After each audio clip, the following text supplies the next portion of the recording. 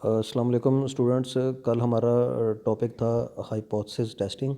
उसमें हमने statistical hypothesis testing क्या होता है, उसकी स्पेसिफिकेशन क्या होती है, नल हाइपोथेसिस कैसे बनाया जाता है, और फिर उसके बाद उसकी फार्मूलेशन नल हाइपोथेसिस की या एस्टेब्लिशमेंट बोलते हैं उसको।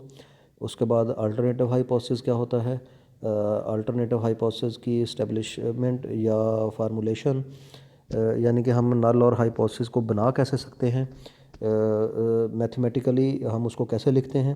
ये चीज़ें कल हमने सीखी थी। थोड़ा आप उसको रिवाइज़ कर लें अपने माइंड में कि हमने क्या क्या सीखा था। तो अभी इसके मतलब एक एग्जांपल है 13.1 के formulate null and the alternative hypothesis used in test of hypothesis for each of the following. यानी आपने नीचे कुछ कंडीशंस दी हुई हैं। इन सारी कंडीशंस को मद्देनज़र रखते हुए आपने नल और अल्टरनेटिव हाइपोथेसिस बनाने हैं। तो पहली पढ़ लेते हैं, क्या है जी।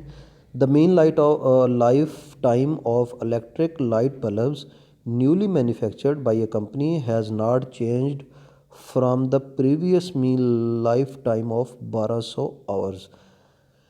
अब इसमें ये बताया गया है कि इलेक्ट्रिक लाइट बल्ब्स हैं वो न्यूली मैन्युफैक्चर्ड हुए हैं किसी कंपनी से, यानी किसी कंपनी ने लाइट बल्ब बनाए हैं, इलेक्ट्रिक लाइट बल्ब बनाए हैं।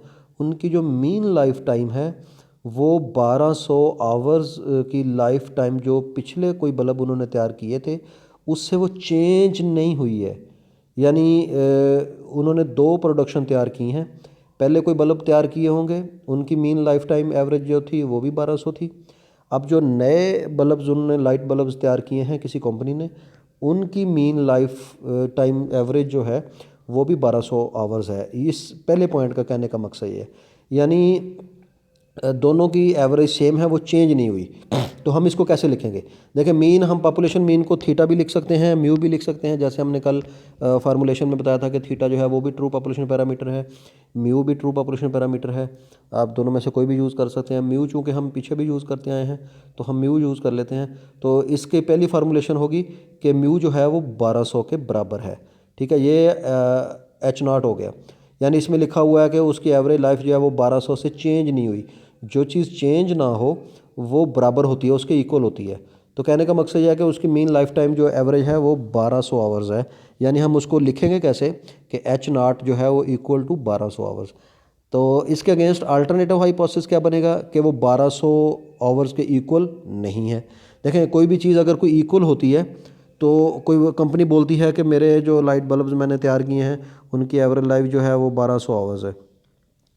तो आप उसके अगेंस्ट अल्टरनेटिव हाइपोथेसिस क्या बनाएंगे कि उसकी मीन लाइफ टाइम एवरेज जो है वो 1200 आवर्स नहीं है। तो इस चीज़ को हम लिखेंगे H1 mu not equal to 1200 hours, जैसे इन्होंने ये पहले में लिखा हुआ है। अच्छा, दूसरी सिचुएशन हम पढ़ लेते हैं।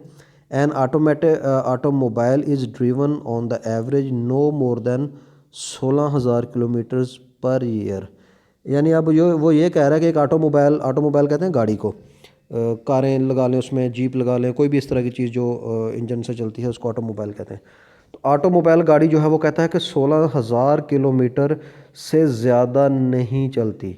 16,000 किलोमीटर से एवरेजली एक साल में 16,000 किलोमीटर से ज़्यादा नहीं चलती। तो इसका मतलब है वो 16,000 किलोमीटर चलती है या उससे कम चलती है। नो मोर देन 16,000 किलोमीटर, कि वो 16,000 किलोमीटर से ज़्यादा नहीं चलती। तो इसका मतलब है या वो 16,000 किलोमीटर चलती है या उससे कम चलती है।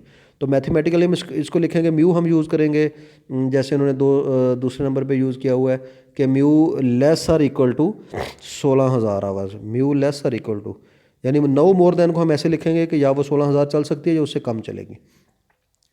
तो अब हम ये बात हमने कल लेक्चर में अच्छी तरह ज़हन-नशीन की थी कि इक्वलिटी साइन जो है वो एच नाट में आ सकता है, H1 में इक्वलिटी साइन कभी नहीं आ सकता। तो इसलिए ये एच नाट वाला हाइपोथेसिस है क्योंकि इसमें इक्वलिटी साइन आ गया। तो इसका मतलब हम इसको लिखेंगे H naught mu less or equal to 16,000 kilometre. तो इसके अगेंस्ट अल्टरनेटिव हाइपोथेसिस क्या बनेगा? HA या H1, जो चीज़ बराबर या कम है तो उसके उलट बनेगा कि वो उससे ज़्यादा है, उससे ज़्यादा चलती है, तो ग्रेटर वाला साइन आएगा, म्यू ग्रेटर देन 16,000 किलोमीटर। चलें ये हम तीसरा पढ़ लेते हैं। At least 10% of the people of Pakistan pay income tax, at least 10% people of Pakistan pay income tax. देखें इसमें at least 10% people of Pakistan, ये पीपल ऑफ पाकिस्तान जो है ये प्रोपोर्शन है एक्चुअली। प्रोपोर्शन को आप कैपिटल पी से भी डिनोट कर सकते हैं और पाई से भी डिनोट कर सकते हैं, ठीक है। तो 10% कम अज़ कम लोग जो हैं वो इनकम टैक्स पे करते हैं पाकिस्तान के। इसका ये मतलब बनता है कि पाकिस्तान के कम अज़ कम 10% लोग जो हैं वो इनकम टैक्स पे करते हैं। तो कम अज़ कम का मतलब ये होता है कि कम अज़ कम 10% करते हैं, उससे ज़्यादा भी करते हैं। तो इसका मतलब है पाई ग्रेटर इक्वल टू 10% आएगा, पाई ग्रेटर इक्वल टू 10%। चूँकि इसमें इक्वलिटी का साइन आ गया तो इसका मतलब है ये एच नॉट है, नल हाइपोथेसिस है। तो इसके अगेंस्ट अल्टरनेटिव हाइपोथेसिस क्या बनेगा कि 10% से कम लोग इनकम टैक्स पे करते हैं, तो कम वाले को लेस देन के साइन से हम डिनोट करते हैं। तो इसमें अल्टरनेटिव हाइपोथेसिस बनेगा H1 mu less than 10%, mu नहीं, पाई लेस देन 10%, ठीक है। अच्छा, हम चौथा पढ़ लेते हैं। The proportion of the house holds that do not own a colour television set is more than 40% in a locality. वो कहता है उन हाउस होल्ड्स की प्रपोर्शन जो कलर टेलीविज़न नहीं रखते, जो कलर टेलीविज़न नहीं रखते, सेट इज़ मोर देन 40%, कि वो 40% से ज़्यादा है इन लोकेलिटी, किसी एक ख़ास जगह पे, किसी एक ख़ास मोहल्ले में या लोकेलिटी में। लोकेलिटी से मुराद है कि किसी ख़ास एरिया में। अब उसके कहने का मकसद ये है कि उन लोगों की प्रपोर्शन जो है जो कलर टेलीविज़न जिनके पास नहीं है किसी ख़ास जगह में, किसी ख़ास एरिया में, वो 40% से ज़्यादा हैं, वो 40% से ज़्यादा हैं। तो यहाँ 40% से ज़्यादा से मुराद ये है कि ग्रेटर देन 40, यानी उनकी प्रपोर्शन जो है वो ग्रेटर देन 40 है। तो ये ग्रेटर देन वाला साइन जो है इसके अगेंस्ट जो अल्टरनेटिव जो भी हाइपोथेसिस बनेगा वो बनेगा ग्रेटर देन के अगेंस्ट बनेगा less or equal to, less or equal to. तो इक्वालिटी वाला साइन जो है वो हमेशा नल हाइपोथेसिस में आता है। जो ग्रेटर वाला साइन है उसमें, जिसमें इक्वालिटी का साइन नहीं आता, वो H1 में नहीं आता। तो इसका मतलब है ये जो हाइपोथेसिस हमें गिवन है 4 नंबर वाला, ये एक्चुअली H1 गिवन है। इसमें यह है कि P या पाई जो है वो ग्रेटर देन 40% है। तो इसके अगेंस्ट नल हाइपोथेसिस अब क्या बनेगा, वो बनेगा pi less or equal to 40%। अब कहने का मकसद ये है, अब एक बार यहाँ नोट कर लें कि ज़रूरी नहीं है कि क्वेश्चन में आपको हमेशा जो है वो नल हाइपोथेसिस ही गिवन हो। तो कभी वो आपको H1 भी दे सकता है। ये आपने अपने स्टेटमेंट से अंदाज़ा लगाना है कि ये हमें कौन सा हाइपोथेसिस दिया गया है, उसके अगेंस्ट आपने एक दूसरा हाइपोथेसिस क्रिएट करना होता है। यानी वो कभी आपको H0 भी दे सकता है और कभी H1 या HA भी दे सकता है। तो मेन जो बात याद रखने वाली है वो ये है कि H0 में इक्वलिटी साइन आ सकता है और HA या H1 में इक्वलिटी साइन कभी नहीं आता, ठीक है। तो इससे पता चल जाता है, जैसे अभी उसने कहा था कि मोर देन 40%, मोर देन 40%, कि जो 40% से ज़्यादा है उनके पास कलर टेलीविज़न नहीं है। तो 40% से ज़्यादा को हम लिखेंगे पाई ग्रेटर देन 40। तो इसका मतलब ये H1 दिया गया है हमें, तो इसके अगेंस्ट हमें H0 बनाना पड़ेगा, पाई लेस और इक्वल टू 40%। तो पाँचवा पढ़ लेते हैं। The average yield of corn of variety A exceeds the average yield of variety B by at least 200 kilogram per एकड़, 200 किलोग्राम पर एकड़। अब ये देखें, वो कहता है कि कोई वैरायटी ए है, कोई वैरायटी बी है, उन दोनों की एवरेज जो पैदावार है वो 200 किलोग्राम से कम से कम 200 किलोग्राम है। यानी कहने का मकसद ये है कि कोई वैरायटी ए है, कोई वैरायटी बी है, आपके पास दो वैरायटियों का बीज है, उनकी आपने पैदावार देखनी है, उनका जो फ़र्क है ना वो 200 किलोग्राम कम से कम है। तो कम से कम 200 किलोग्राम से क्या मकसद है कि वो कम से कम या 200 है या 200 से ज़्यादा है। तो या 200 या 200 से ज़्यादा को हम इस तरह लिखते हैं कि ग्रेटर इक्वल टू, तो इसमें दो वैरायटी हैं, तो μ1 माइनस μ2 ग्रेटर इक्वल टू 200। तो ये हमारे पास H0 है जिसको नल हाइपोथेसिस बोलते हैं। तो दूसरा हमारे पास है, इसके अगेंस्ट अल्टरनेटिव हाइपोथेसिस बन जाएगा μ1 माइनस μ2 लेस देन 200 किलोग्राम, यानी वो अगर एटलीस्ट 200 है कि वो 200 है, 200 से ज़्यादा है, तो इसके अगेंस्ट अल्टरनेटिव हाइपोथेसिस बनेगा कि नहीं, उन दोनों की पैदावार जो है वो 200 से कम है। इसको हम लिखेंगे H1 μ1 minus μ2 less than 200 kilogram. ठीक है, तो ये थे कुछ हाइपोथेसिस बनाने के तरीक़ाकार जो हमने सीखे हैं। तो अभी हम देखते हैं कि 13.1.8 टॉपिक जो है वो सिंपल हाइपोथेसिस। सिंपल हाइपोथेसिस जैसे नाम से ज़ाहिर है कि वो हाइपोथेसिस जो सिंपल होगा वो सिंपल हाइपोथेसिस कहलाएगा। तो स्टैटिस्टिकली या मैथमेटिकली हम पढ़ लेते हैं कि वो किस तरह का होगा। A statistical hypothesis is used to be simple is said to be a simple hypothesis if it completely specifies the underlying population distribution, namely the function form of the distribution, the specific values of all of its parameters।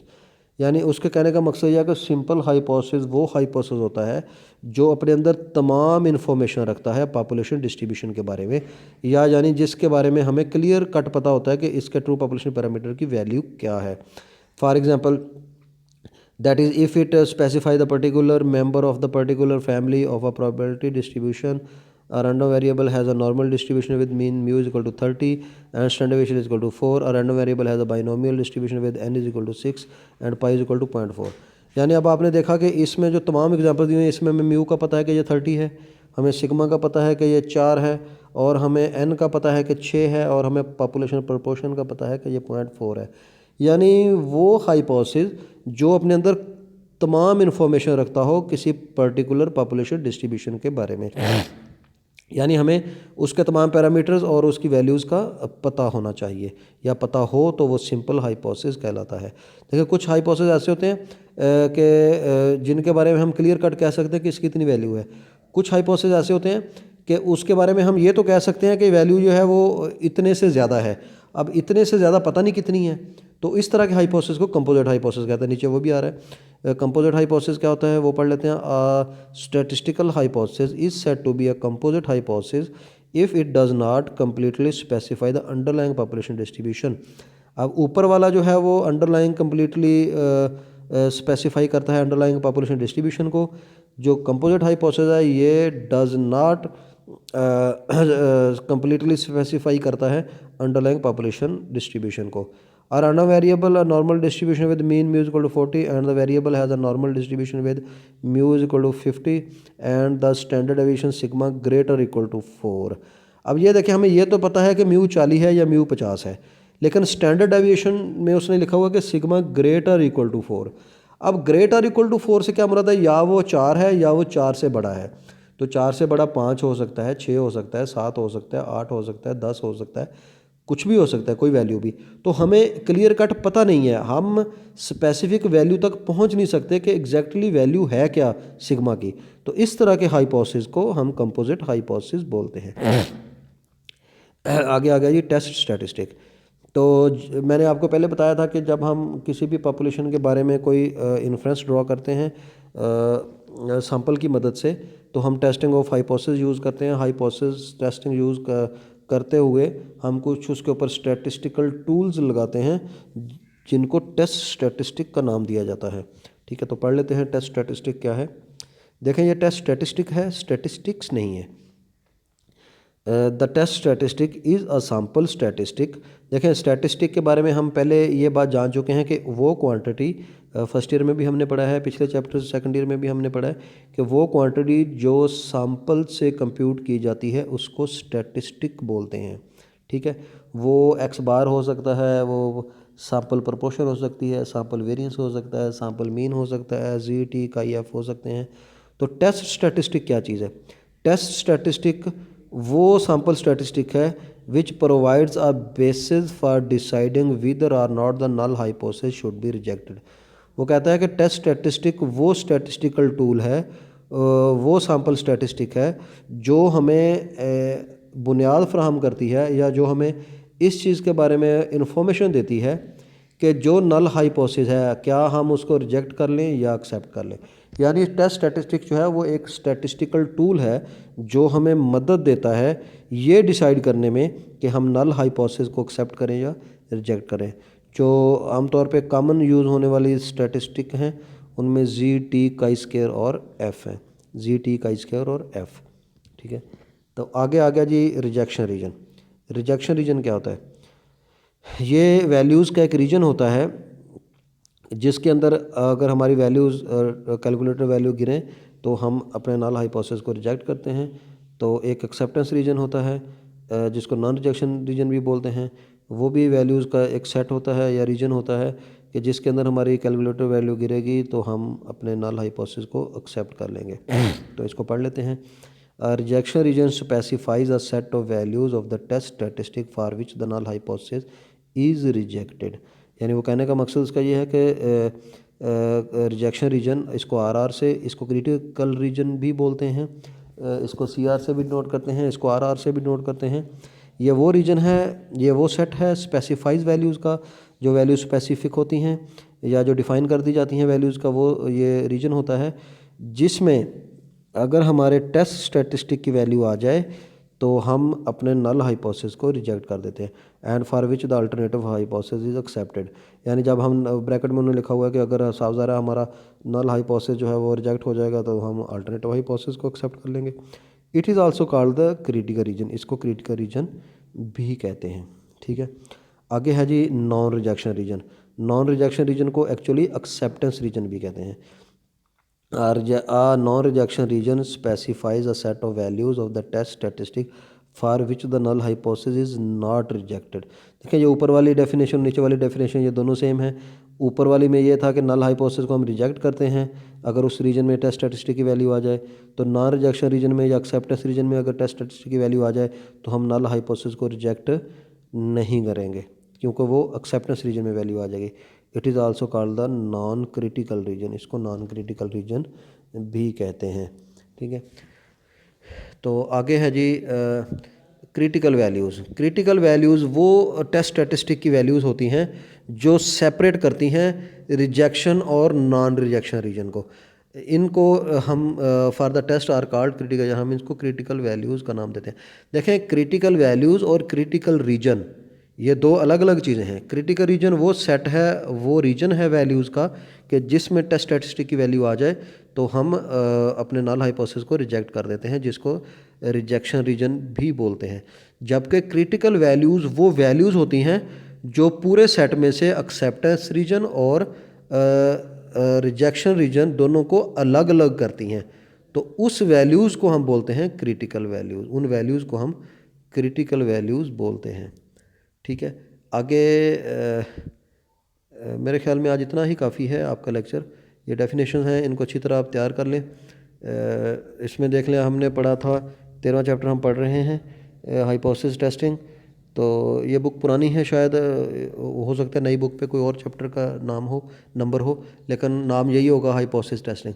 इसमें हमने hypothesis testing पढ़ा, statistical hypothesis क्या होता है, specification पढ़ी उसकी, null hypothesis पढ़ा है, नल हाइपोथेसिस बनाते कैसे हैं, अल्टरनेटिव हाइपोथेसिस पढ़ा है और उसको बनाते कैसे हैं।